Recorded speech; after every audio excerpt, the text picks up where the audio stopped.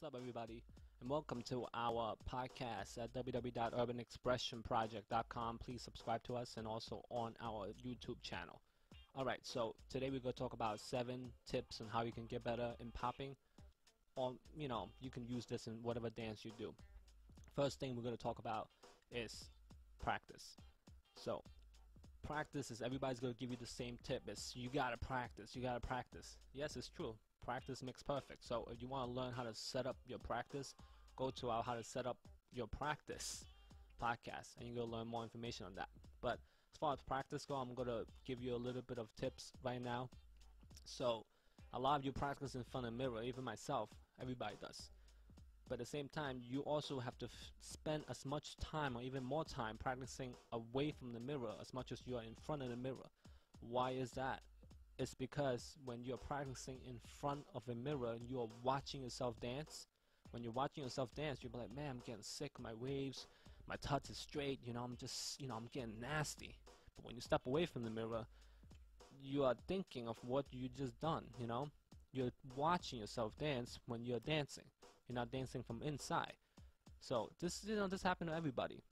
So what this is, it's good to practice in front of the mirror in the beginning and just kind of like correct your form. After a while, you want to do as much as even more away from it. Okay, so when you're dancing, you shouldn't really always see yourself dancing. You should be feeling it inside. So how you're gonna feel it is you're gonna be dancing within yourself, not picturing yourself. Because if you picture yourself dancing, you might run out of stuff to do, or you might, you don't know what to do next. But if you're just feeling it, you're always gonna be feeling it. Okay. So, spend as much time practicing away from it than in front of the mirror. This is very important. Number 2 is learn the foundational moves. What this means is learn the foundational moves. You might see somebody do a really sick combination and you want to go and try to cop that, try to do that real quick. This is fine for a casual dancer, but you want to be a serious, creative poppers or dancer. You want to learn the basic, the roots, of that move, like the arm hits, the pop, like the basic tut angle, all those basic foundation, simple moves. Why is that? Because all the moves came from that same move. So if you learn all the foundation, this will help you, have a little bit of concept how you can create within that. So this way, you're going to be able to create your own stuff because you have such nice foundation and you have such knowledge of basic move. Everything is going to seem pretty easy because you're going to be able to break down all the complex combination into basic foundational stuff. So learn the foundational move is very important. You learn it from however you learn it. Doesn't matter. In DVDs, in your teachers, in your hometown, whatever you do. But make sure you learn the foundational moves first. Number 3 is videotape yourself dancing. So, after your practice, you do whatever, take a little time to turn on the music, freestyle, whatever, tape yourself, get down. After that's finished, watch yourself. You gotta be your own judge. You have to be the worst judge. You gotta just judge yourself like, damn, this, I suck, You gotta just strive for perfection at all time. Because otherwise, if you're okay being just so, then you're not setting a standard. You're not setting a bar high, so your move is it might not come out so good later on. So you gotta set your bar so high that everything is always going to be perfection. So you gotta get used to this kind of habit of being really nice structure, really good discipline as far as when you're practicing. So tape yourself is good. Number 4 is watch video.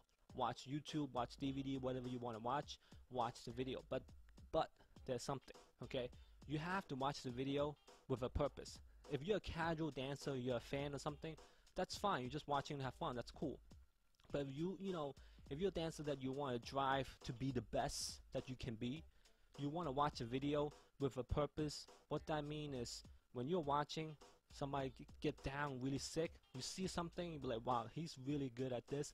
Either it's control, sharpness, his really strong hits, all that stuff, whatever angle he's doing.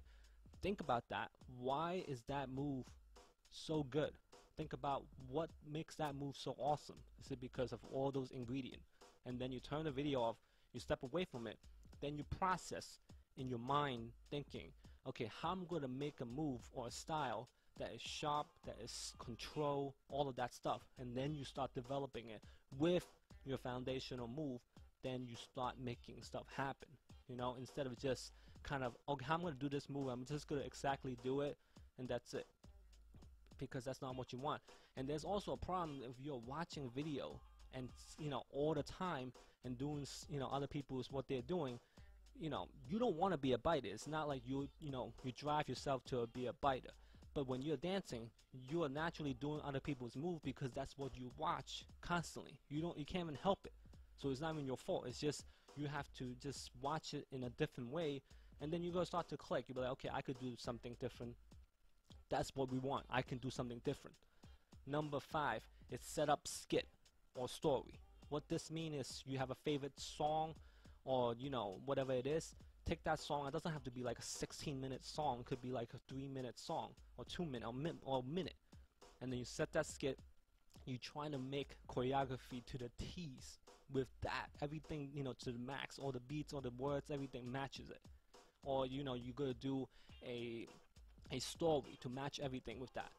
So why we want to do this is this will help you practice putting professional skit or routine together to if you want to get gigs later on. And also, if you're doing it in this kind of manner, you're creating something, you know, more of a professional level or more organized level, otherwise than just, you know, free forming. It's good to freestyle. It's good to be able to be concentrated and sit down and think about what you got to do. So think about that. Set up some skit. Number 6 is get out and dance.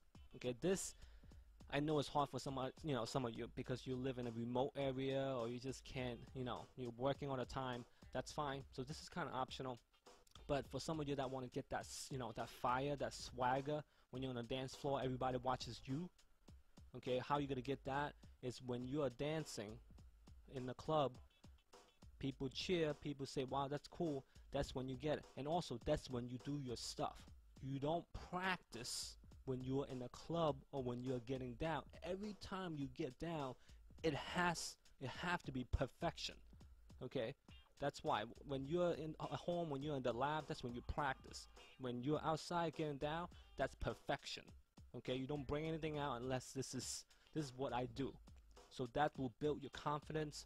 You know, people can see in your eyes that you are, you know, you're confident in what you move. So this is optional. If some of you can't get out, that's fine. Number 7 is the last tip, and also the most important tip I think of all, is to stay positive. What this means is, you know, you might have like people hating on you. You know, later on you might be like, why? You ask yourself, why am I doing this? Why am I practicing? Why I'm doing this? I gotta work. I got kids to take care of. You know, I got bills to pay. Why am I gonna spend time to practice these things? It's because you love it. Okay, when you love something, you know, this is free. Popping is free. There's no money to it. You couldn't just do it, you know, on your own. It doesn't cost you any money to like bend your joint and hits and pop your, you know, muscle. So you gotta love what you do, and staying positive keeps you loving what you do. Every time you become negative or hating on people, that's, you take a little piece away from you. Okay, so in the end, we are all just, you know, trying to have fun, trying to be positive. You know, the reason you want to do this because it was cool. You want to be individual. You know what I'm saying?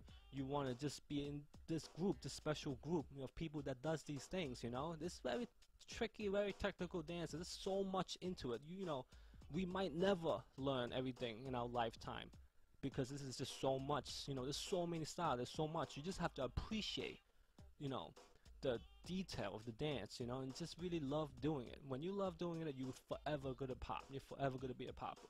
So this is 7 basic tips. Of course, this is just my opinion. I'm sure you have your own awesome tips. I really encourage you to go and post a comment on our YouTube or whatever site you're watching this. And please, if you enjoy these videos, go to our website, www.urbanexpressionproject.com. Subscribe to our iTunes store. Everything is free. And if you have any question, you can ask me there, and then I'll try to answer in these podcasts. All right? Be good. Peace.